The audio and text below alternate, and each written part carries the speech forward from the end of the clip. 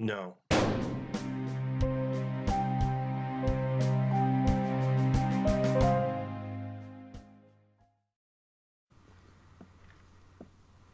Hello, everybody, and welcome to another episode of Zero Interest. I am not in the dock. Oh, there we go. Oh, Popped up for some reason. here Don't know why. comes the Just sort of sun. Do-do-do-do. didn't change a goddamn thing, but suddenly Yeah, light.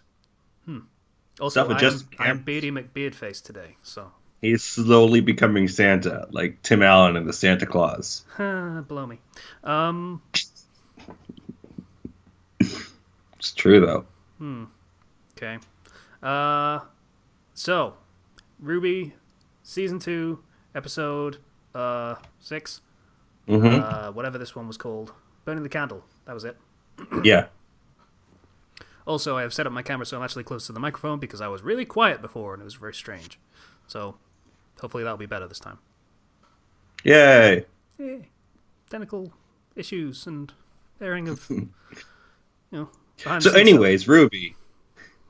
We start on Ruby feeling sad because Blake is all like, she'd be having problems and is serious and isn't going to go to the dance, so she can't even pick out which tablecloth to choose. Aren't they both the same? I don't even know why I asked. In all honesty, is not something I'd expect her to be good at, even if she was paying attention. That was the joke. I know. Wise asked her to pick between them and they were They identical. look the same. Yeah, I know. I'm just trying to recount things. Gosh, don't pick apart my words. Anyways, yeah, they're setting up for the dance, and Yang's like, yeah, fog machines, and Vice is like, yay, doilies, and then, Neptune and Sun show up, and they're like, hey, what's up, man? Like, kind of worried about Blake, and then Yang's like, I got this, guys. I'll go talk to Blake. It'll be fine. And then she does possibly the best thing you can do to a cat faunus.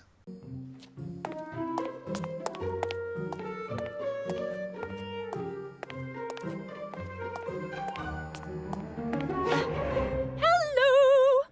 Which is laser pointer. There's another couple that are pretty good that come up. One more this season, one beginning of next season. But yes, this is a good one. Laser pointer is probably going to be my favorite because I just love the laser pointer. It's just like eat. The cat follows it. Why? Because they do. Because it's a moving light. It's pretty. And try to catch it. Yeah. And so she disrupts Blake with that and brings her over and is like, you're coming with me now. And then comedic cut to Ren is walking out of the shower, and then John's like, you're coming with me now. We need to talk. Yeah! Huh? We need to talk.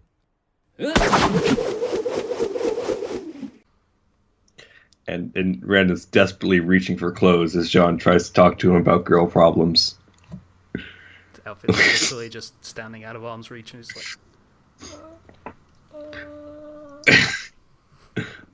I don't want to be sitting here naked. It's cold.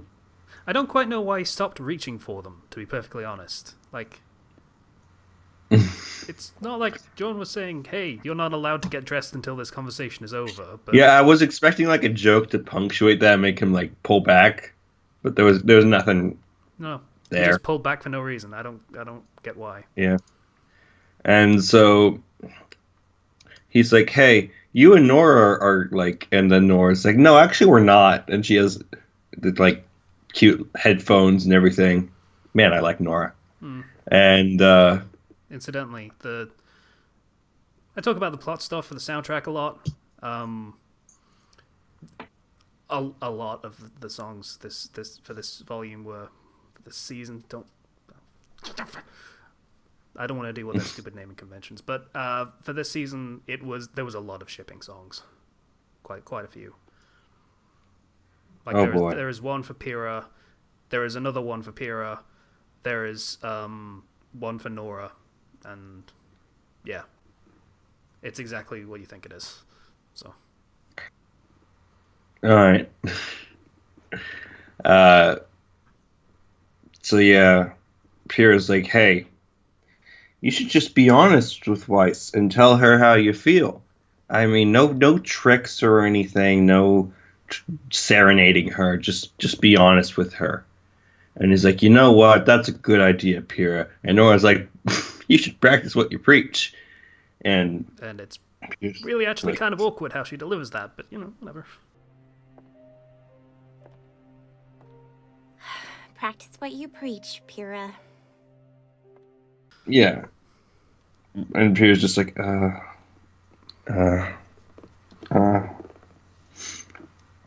And then we go back to, we go immediately back to Blake and Yang, and Yang starts to have a very good character conversation. The main point being, I'm not telling you to stop, but I'm telling you to slow down so you actually have the strength to continue and don't mess yourself over later. And she tells the story. She talks about her and Ruby's mother and her father, and in particular how one time, because her and Ruby have different mothers, so Yang had gone and found a clue and tried to go find her mother and brought Ruby with her in a little wagon. I waited for Dad to leave the house, put Ruby in a wagon, and headed out. I must have walked for hours. I had cuts and bruises, was totally exhausted. And then they were attacked by monsters and their uncle saved them. But it would have been bad had they not been saved by their uncle. And so basically, yeah, you don't want to push yourself too hard because you won't have the strength to fight back. If Torchwick were to walk into this door right now, you are really weak right now. No, you don't understand. If Roman Torchwick walked through that door, what would you do? I'd fight him. You'd lose. I can't stop him. You can't even stop me. But it is a genuinely good character conversation that establishes the relationship between the two more. And it's yeah, we have some things in common, and it also gives us backstory about both her and Ruby, Yang and Ruby, and talking about their parents and what their situation is like. Which helps to add to the Red Like Roses Part 2 song that I've been listening to a lot. It's a pretty good song, right? I've been listening to the soundtrack so much. Fun story. Two vocalists, actually mother and daughter. Oh, wow. When I heard that second voice come in for the first time, I was like, oh, this is something here. I didn't even know that was in there because it was just in episode 8 briefly. Yep, and it was only the first verse, if even that, if it was just the chorus. Yeah, and once you hear the whole thing, you're like, that's good. That is really good. It's like a fast-paced, because Ruby's power is speed, so obviously it's a very fast song, but it's so sad at the same time. So, yeah. I like that song a lot. Volume 1 has a very good soundtrack. It's a bit more hit and miss. That one wore out a lot faster than the other ones did, but yes. Well, I like From Shadows a lot too. Having been listening to that one since the trailers came out, that one definitely wore out for me. But yes, it's a good song as well. It's hard to say the songs are bad. None of them are really bad. Just some of them are a bit more. I'm a bit sad we don't get a full version of Weiss's Mirror Mirror song. We kind of do. It's basically a full song on its own. It's not a verse, chorus, verse, chorus, verse. Yeah, but I was expecting since we had Red Like Roses Part 2, and then we had a whole expansion on Yang's song and a remix. There is a Mirror Mirror Part 2. It is different. Okay. I'll take your word for it on that. Yeah, that's season 3. And again, spoilers, so don't listen to them until you've seen the season all the way through. I want to get through the season so I can buy the second soundtrack. Yeah. That's one of my main motivations right now. So then we cut over to Jean, and he's like, "Man, I'm gonna go confess to Weiss." And then he catches Weiss being like, "Hey, Neptune, me and you, like, I know it's not conventional, but you can go to the dance with me." I know this is a little unorthodox, but I wanted to ask you something. Would you like to accompany me to the dance tomorrow?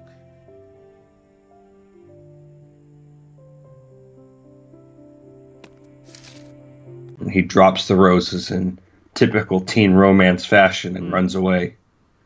Like they did the bully arc, now they're doing this one. Love triangle, asking girls to the dance and vice versa and stuff.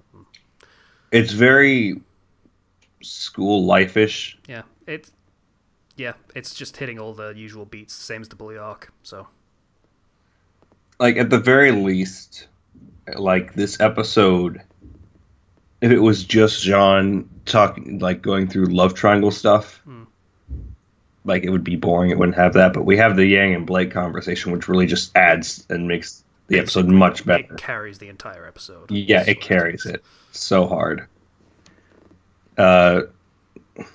Then we cut over to, hey, Blake is going to the dance, and she meets up with Sun. And it's like, yeah, I guess we're technically going together, but my first dance is spoken for because Yang called for it first. And boy, the shipping is strong. The shipping is strong. Also, other love triangle, but it's done a lot more subtly and less school life. So, good job on that one. They did that one well, the other one's kind of lame. Sometimes I feel like Jean could be a shonen protagonist. Just how he hits a lot of the beats. Yeah. And like Aura, you have a lot of it, a potential that there's there for this character to have, and kind of, except so far he's not allowed to realize it. So yeah. So in fairness, this show is a show about girls going out and fighting monsters. That was the entire premise of the show, and having one of the very, very few male characters just come in and steal the limelight. Not a good move. Sends a very awkward message. So I can understand why they're not doing that. It's a good call. Yeah.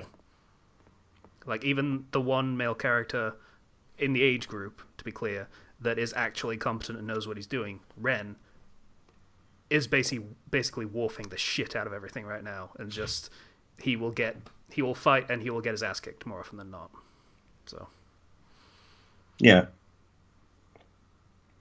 it's just like I feel like Jean follows a lot of tropes, but doesn't really subvert as many as he possibly could.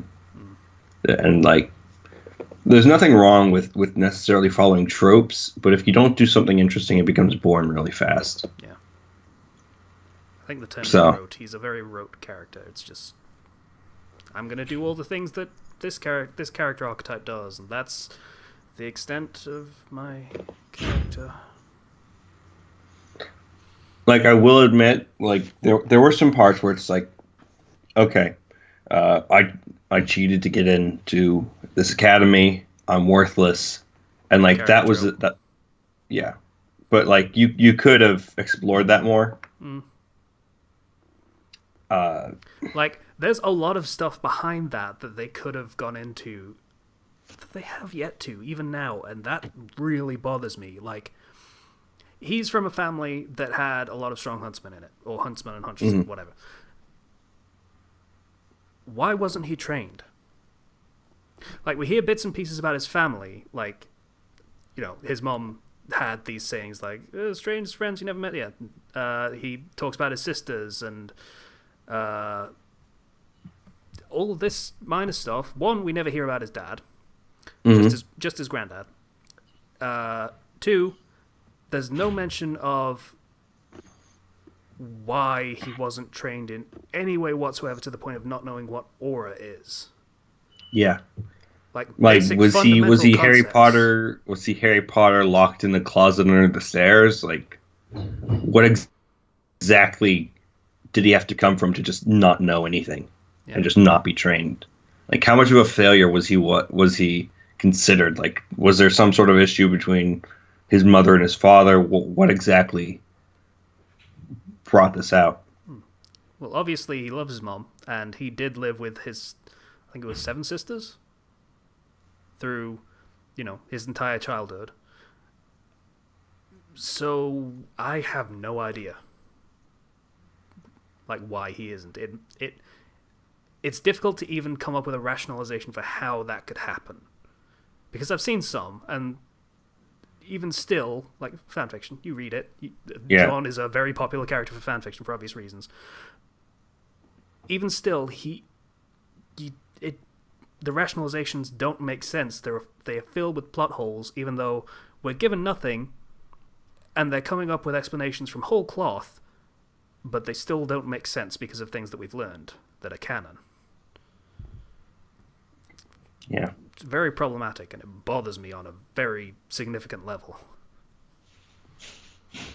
Like, it's like when we mentioned back in the bully arc, like, you could have done something more here. You had the potential to develop it further, but you chose not to. It's just kind of like you fell back on the regular tropes. Yeah, I wouldn't even call it the same. I mean, Cardin, they could have developed more if they chose to. They chose not to. The story wasn't harmed by that, it just wasn't particularly improved.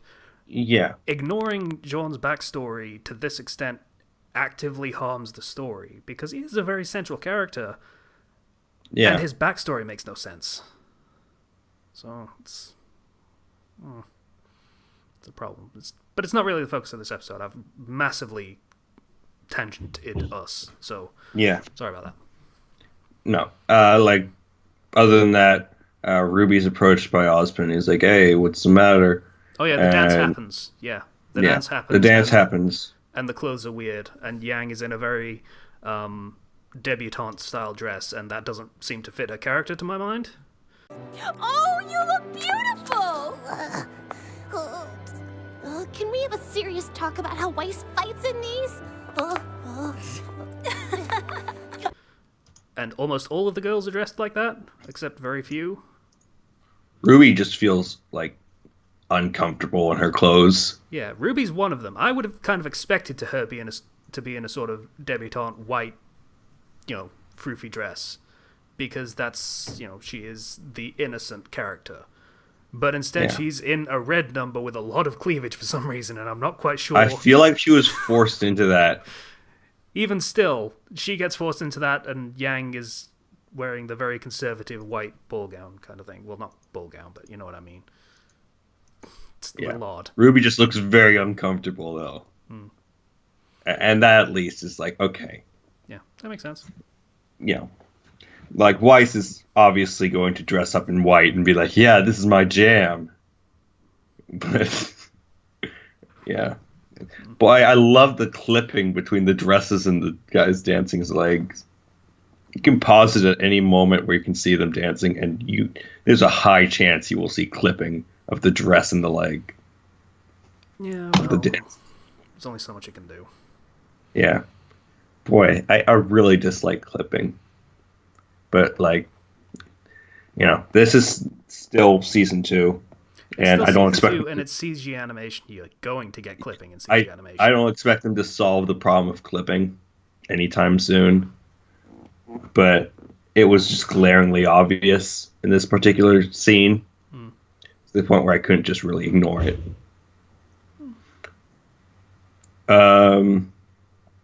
Moving on. You were talking about Ozpin and Ruby talking. Yeah. What the heck did he say again? He was like, dancing is actually kind of like a battlefield. I mean, you have two partners locked together, and she's like, making a wrong move is a very different circumstance. Well, you get a sprained ankle on the dance floor or something. You were talking over it. I didn't get the whole gist of it. It's okay, neither did I, because I was talking over it. Not an especially moving or, No, it introspective was just conversation. It's just random dialogue, because small talk Ozpin is, even, again, watching over RWBY, and she was kind of sitting in the corner. And then we have Mercury and Aladdin lady arrive. Emerald. I'm never going to remember her name, even though she's wearing green and her hair is greenish. Also, I said this at the end of the episode, but Mercury's suit is baller. I like the orange pipe. The orange trim is great. Wouldn't miss it for the world. It's good stuff.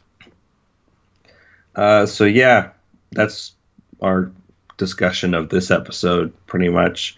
I think we had our whole tangent about Jean again. It's a bit of a different issue, but we did. There's a lot to talk about with how Jean is handled in the story. Yeah, which is a bad thing, because as I said before, this is a show about girls that fight monsters, and we're still focusing on the male character, which is not great. But in this case, we're talking about how there's not enough backstory for him for it to make sense. So, if you want to make him one of the principal characters, that's fine. It's okay to have one guy who's a principal character. It doesn't have to be all 100% girls. But if you're gonna do that, you have to make him a principal character and do his backstory and actually exposit what his backstory is and how it makes sense. You have to treat him properly. Is the real problem I have with it. Yeah, you have to treat him like a proper principal character and not just do this half on, half off thing. We almost went the same way. I said half-assed, but yes. Yeah. So, that's it for this particular episode. Yeah. Again, the whole Yang and Blake thing was really solid and really brought this episode up for me. Yeah, pretty much the only thing that did. There was nothing else of particular consequence in this episode. Yeah. It's one important conversation surrounded by a lot of not really important conversations. A lot of fluff. Unless, somehow Jean's burning affection for Weiss is going to turn into something later on. There's a denouement on this little story beat next episode. That's pretty much the extent of it. Great. So, like I say, it's fluff. Yeah. Yeah, that's I'd expect there to be some amount of fluff. There's fluff in every story. But it's when your original run time was 4 minutes and you're boosting it up to more than 10. You're used to a very more precise way of storytelling. Yeah, I guess. Not wrong. The problem in the first season was they didn't have enough time to do all the exposition and all the important character building that they needed to do to make the show of a better quality. In this season, they have all that time, but they don't really know what to do with it, so they're just filling it with random crap. Yeah, that's what it feels like, actually, is that they have a lot of time, but they're now that we can do episodes that are a lot of time, how much do we put in this episode? How much do we put in the next episode? What do we put? And it feels probably come next season, they'll have things down a lot more. I would agree with that, actually, now that I think about it, yes. The pacing is a lot better in Season 3 than Season 2. And, boy, can't wait for Season 4. I bet crazy stuff's going to happen there. Because if Season 3 is the tournament arc, then what's Season 4? I don't know. Do you not know? He mentioned that he was being very careful about spoilers to me before we started recording. I don't actually know anything about Season 4, other than I keep getting thumbnails showing up when I go on YouTube, because I watch so much RWBY now. Yeah. And I see a thumbnail, and I'm like, okay. Who's that character? Who's that character? I want to know more about that character. But that's to the extent I know about season 4. Fair play.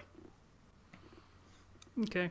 I've not been spoiled on any contents in it. You're making it sound like we really need to catch up with this quickly. So Yeah, I want to find out like what's going on. okay, so that's episode 6 of season 2. Yeah. Burning the candle at both ends is the end of the quote, by the way, just in Yeah. case. They do that a lot this season. Like painting the town was the same way, but whatever. So yeah, that was the episode. Thanks for watching. Bye.